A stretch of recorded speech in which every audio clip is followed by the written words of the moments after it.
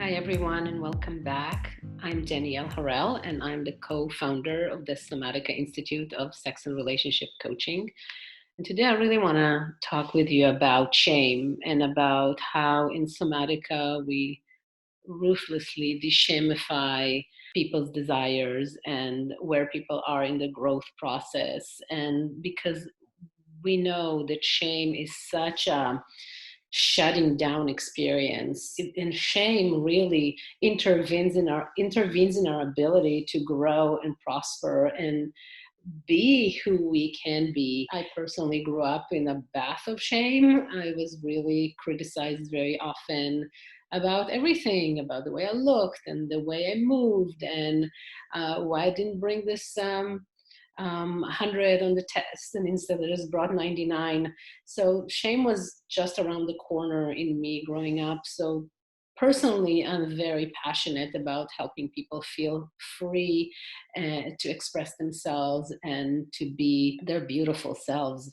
I just had this incident that I was on a panel with one of coaches and sexologists, and one of them called me afterwards and said, and I thought like, oh my God, she's calling me. She want to connect. We had such a great connection on the call, and I was so excited. And then she said, hey Danielle, I just wanted you to know that you used the word dirty a couple of times in the call, and the word dirty has, is such a bad word to use, and we kind of, we want to make sure that people don't use the word dirty as we talk about sex, because sex is so beautiful. And I was like, what? I felt so shamed in the moment. I was like, okay. For some people like me, the word dirty is a real turn on. I love to feel dirty. And for many other people, I know I'm not alone. That's important to know. Many people would feel really great about being dirty. It's secretive, it's dirty, it's wonderful. And I feel that as a sex coach, my job is really to uplift people with the vocabulary that they use and help them transform this vocabulary to something that's celebratory and joyful.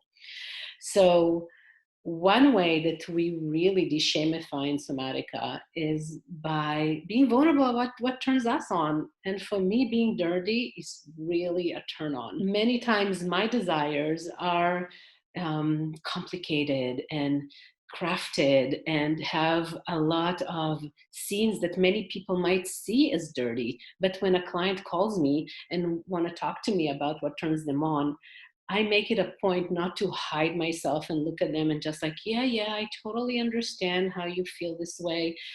That's not, doesn't give enough power to, in order to melt shame.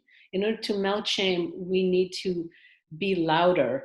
We need to be much more precise, and we need to be much more bigger than the shame, and playful, and then people move to a place of much more self-acceptance, as opposed to, oh my God, I need to hide because I'm dirty. Another way is to really shake a fist and say what you learned and what they told you about who you are as not being good enough is wrong.